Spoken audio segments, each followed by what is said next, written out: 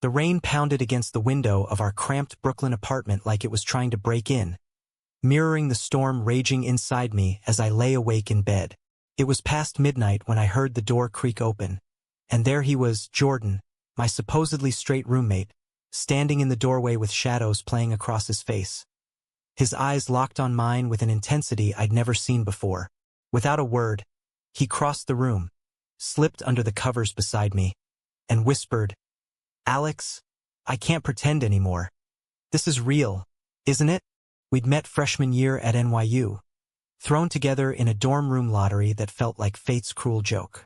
I was out and proud, the kid from a small Midwest town who'd escaped to the city to live authentically, while Jordan was the all-American jock from Texas, complete with a football scholarship and a string of girlfriends back home. At first, it was just easy camaraderie, late-night study sessions, shared pizzas, and trash-talking during video games. But over time, I noticed the lingering glances, the way his hand would brush mine a second too long, the awkward silences when conversations turned to dating. I told myself it was nothing, that I was projecting my own hopes onto him. After all, Jordan was straight. He said so himself repeatedly like a mantra to ward off any doubts. That night, though, everything shattered. As he lay there, his breath warm against my neck, he confessed it all. How he'd grown up in a conservative family where being gay wasn't just frowned upon. It was erased, unspoken, a sin you'd pray away. His dad was a pastor, his mom a homemaker who clipped coupons and baked pies for church potlucks. Jordan had played the part perfectly.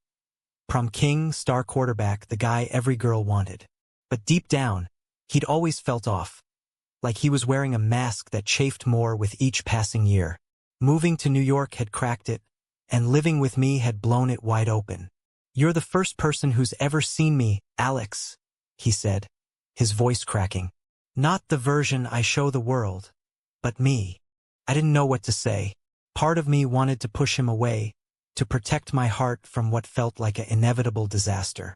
I'd been burned before, guys experimenting only to bail when reality hit. But another part, the hopeful one, pulled him closer. We talked until dawn, unraveling his fears. The shame he'd internalized, the friends back home who'd disown him, the career in finance he was pursuing that demanded a certain image. I shared my own stories, the bullying in high school, coming out to parents who tried to be supportive but still slipped into awkward questions about phases. By morning, the rain had stopped, but the air between us hummed with possibility. We agreed to take it slow, to figure this out without labels or pressure. Little did I know that was just the beginning of the storm. As weeks turned into months, our relationship deepened in secret. Jordan started skipping frat parties to stay in with me, watching old movies and debating philosophy until we fell asleep tangled on the couch. He was tender in ways that surprised me, leaving notes in my backpack, cooking my favorite meals after long days at class. But the secrecy gnawed at us. He'd tense up when his phone rang with calls from home, fabricating stories about fictional dates to keep his parents off the scent. I understood, but it hurt, feeling like a dirty secret in his otherwise polished life. One evening, we ventured out to a queer film festival in the village, his first time in a space like that.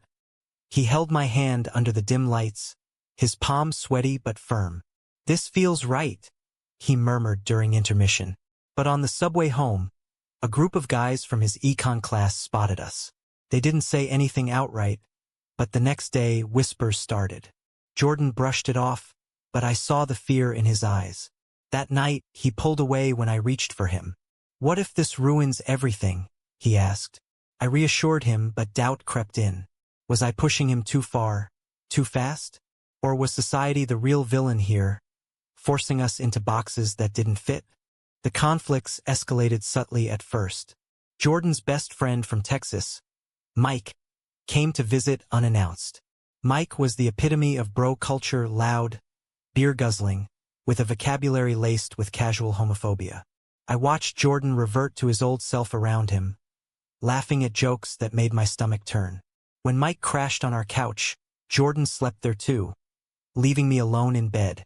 The next morning, over coffee, Mike eyed me suspiciously. "You two seem awfully close for roommates," he joked. But it wasn't a joke.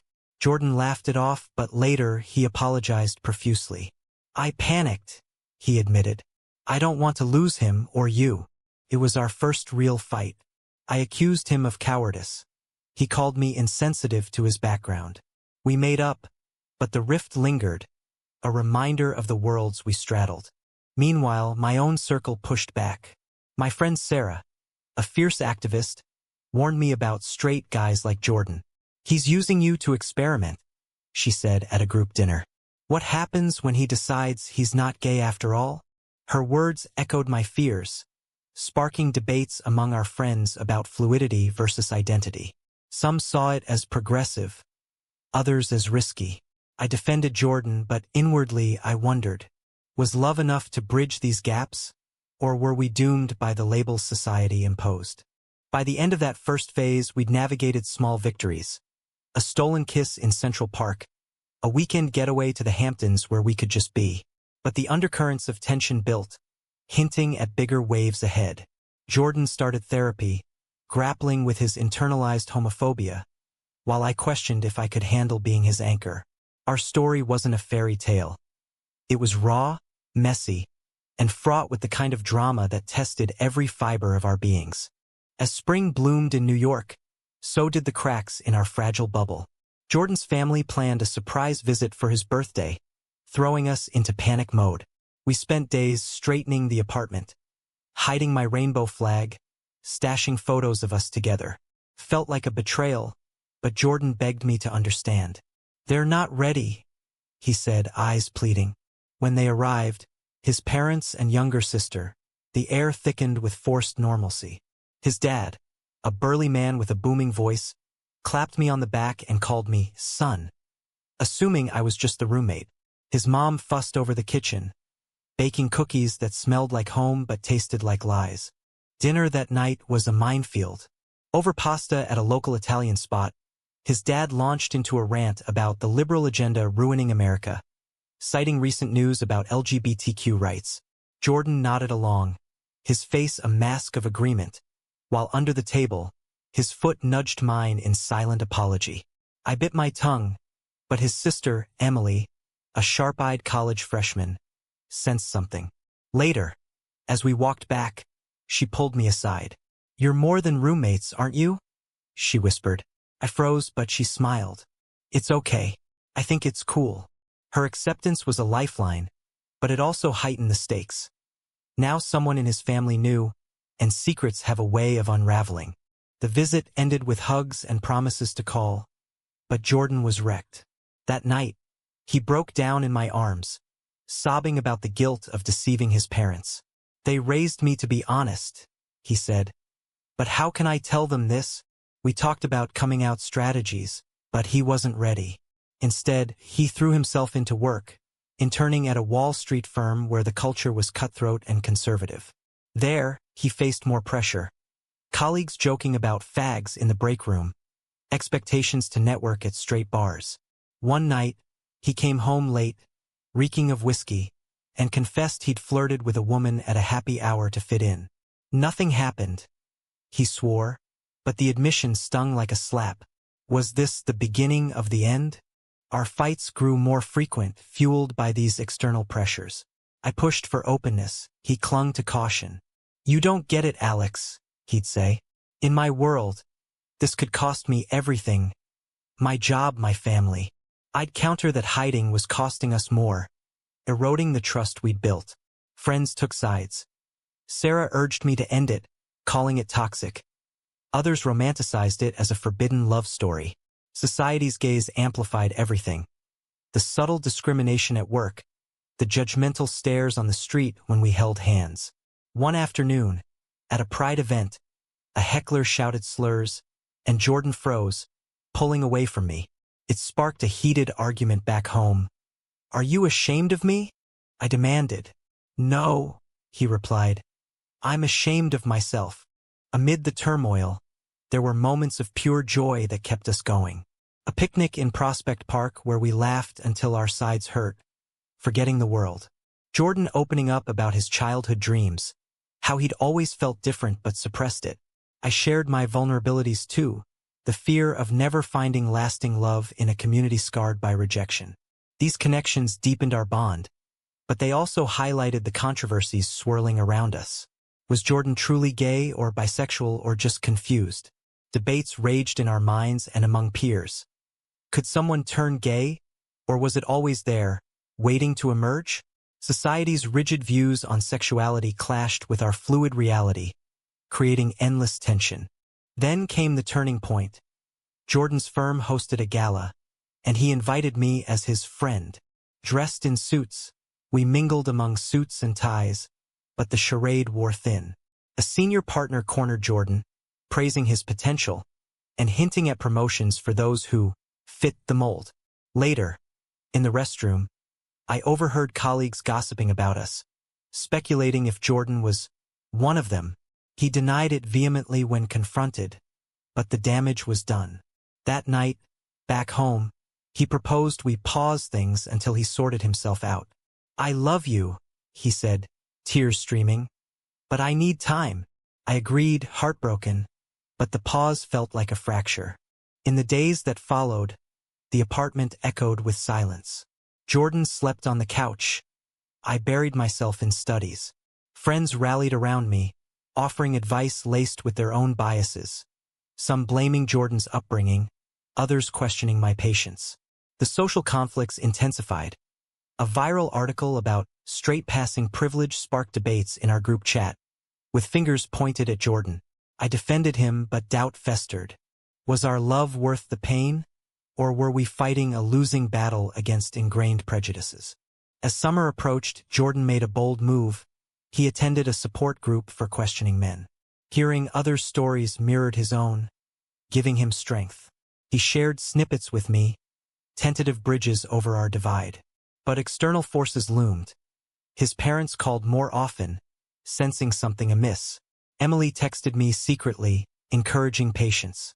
The drama built, layer by layer, as we navigated this minefield of emotions and expectations, wondering if we'd emerge whole. Summer hit New York like a heat wave, mirroring the boiling tensions in our lives. Jordan's support group became a lifeline, but it also unearthed deeper issues. One evening, he came home agitated after a session where someone shared a story of family rejection leading to homelessness. "That could be me," he confided, pacing the living room. I tried to comfort him, but he pushed back. "You came out young. You don't know what it's like to dismantle your whole life." It stung, highlighting our different paths.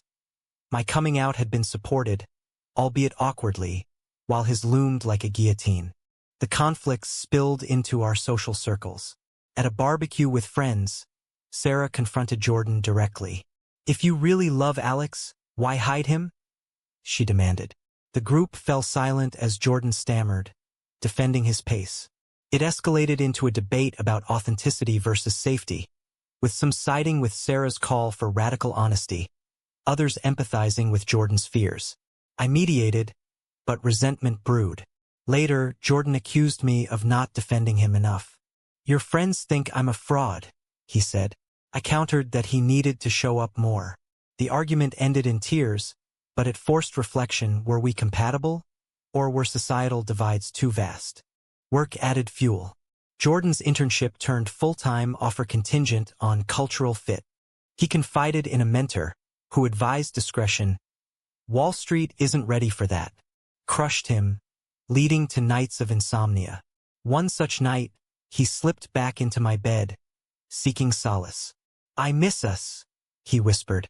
We reconciled physically in embraces, but emotionally, the wounds lingered. The next day, he recommitted to therapy, exploring his identity more deeply. He admitted attractions to men predated me, buried under layers of denial. It was a revelation, but also controversial. Friends debated if it invalidated his past relationships, sparking talks on bisexuality's erasure. Family drama peaked when Jordan's dad called unexpectedly. Over speakerphone, he ranted about a gay cousin choosing sin, expecting Jordan to agree. Jordan hesitated, then changed the subject, but the call haunted him. Emily visited secretly, revealing she'd come out as bi to their parents, who reacted poorly. "They're in denial," she said, But if you tell them about you and Alex, it might force change. Jordan wavered, torn between loyalty and truth. We discussed pros and cons, weighing emotional fallout against liberation. It was a powder keg, ready to explode. Public scrutiny hit when a photo from the Pride event surfaced on social media, tagged by a mutual acquaintance. Jordan's old high school friends saw it, flooding his inbox with messages. Some supportive, most accusatory. "Dude, what's this gay shit?" one wrote. He blocked them, but the backlash shook him. At a campus LGBTQ meeting I dragged him to, he spoke tentatively about his journey, earning nods but also skepticism. "Are you here for real, or just tourism?" The question mirrored broader societal debates on allyship versus appropriation, fueling our internal strife. Amid chaos, tender moments anchored us. A road trip to the Catskills, where under starry skies, Jordan said, "I love you," without reservation. We hiked trails, sharing dreams of a future unburdened by pretense. But reality intruded. A flat tire led to a mechanic's homophobic joke, reminding us of pervasive bias. Back in the city, Jordan faced a crossroads. His firm demanded he attend a conservative fundraiser. He refused, citing principles, risking his job. "For us," he said, "it was progress but costly." Rumors spread, and his performance review suffered. The high drama culminated in a confrontation with Mike, who returned for a weekend. "Over beers," Mike probed. "You batting for the other team now?" Jordan admitted partial truth. "I'm figuring things out." Mike exploded, calling it a phase, blaming New York's influence. The fight escalated. Mike stormed out, vowing to tell Jordan's parents. Panic set in. Jordan called Emily for advice. She urged honesty. That night, we strategized, hearts pounding. Was this the push he needed, or the end of everything? As pressures mounted, our bond tested limits. Society's judgments, from family expectations to workplace norms, created a web of controversy. We navigated it together, but fractures deepened, setting the stage for inevitable explosions. Fall descended on New York with crisp air and turning leaves, but our world felt like it was unraveling in slow motion. Mike followed through on his threat, texting Jordan's parents cryptic messages about changes in their son. The calls came furiously. His dad demanding explanations, his mom crying about losing him. Jordan, cornered, decided to come out over a video call. I sat off camera, holding his hand as he spoke the words, "I'm gay, and I'm in love with Alex."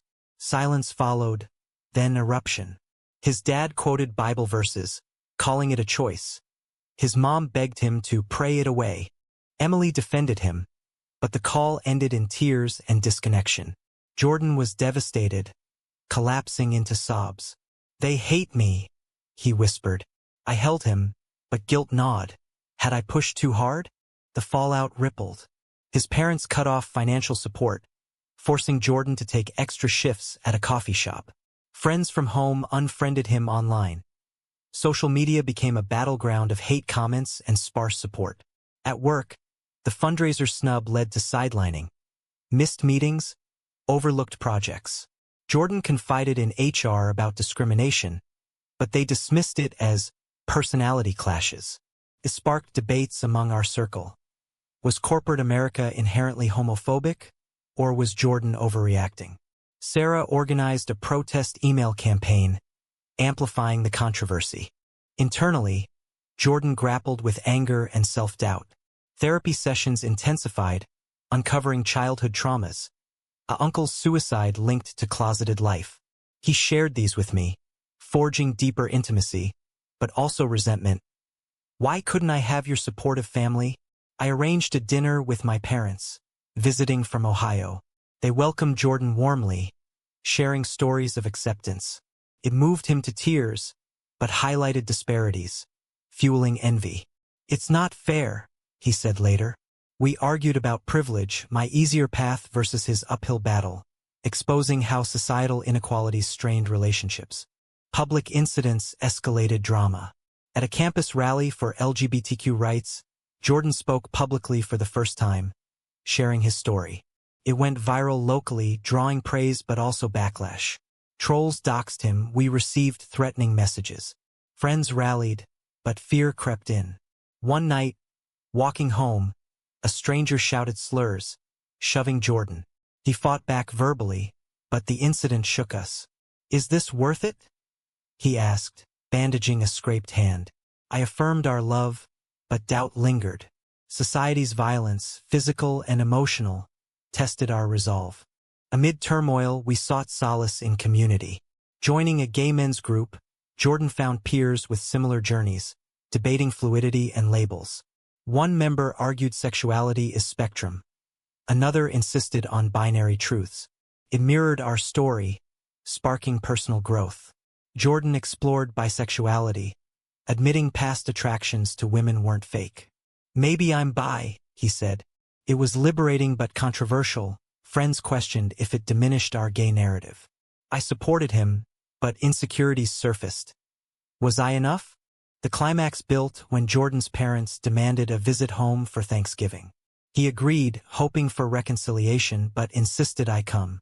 "As my boyfriend," he said defiantly. The trip to Texas was tense, airport stares, silent cab rides. At home, his dad greeted coldly. Mom hugged tightly but avoided eye contact. Dinner was explosive. Accusations flew, Bible thumped. Jordan stood firm. "This is who I am." His dad stormed out. Mom wept. Emily mediated, sharing her own story. By night's end, no resolution, but seeds planted. His mom whispered, "I love you, but I need time." Back in New York, the experience empowered Jordan. He quit his firm, pursuing a nonprofit job in LGBTQ advocacy. Paid less, but aligned with his truth. Our relationship strengthened, but scars remained. Friends celebrated. Others critiqued the happy ending as naive. The drama peaked, leaving us transformed but weary, questioning if love could conquer all. Winter blanketed New York in snow, a quiet contrast to the year's chaos. Jordan's advocacy job flourished. He organized events, his voice growing stronger. Our apartment became a haven, decorated with pride flags, filled with laughter. But echoes of conflict lingered. His parents reached out sporadically, tentative emails from mom, silence from dad. Emily visited often, bridging gaps. "They're coming around," she assured. Jordan hoped, but guarded his heart. Socially, we navigated ongoing debates. At a holiday party, a friend challenged Jordan. "Was it worth appending your life?" He reflected. "Yes, because pretending was killing me."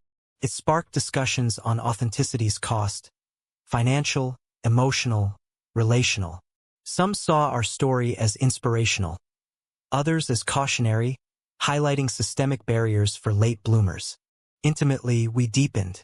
Jordan proposed couples therapy, addressing resentments. Sessions revealed my impatience stemmed from past heartbreaks, his caution from trauma. We emerged closer, planning a future, graduation, maybe marriage. But controversies persisted.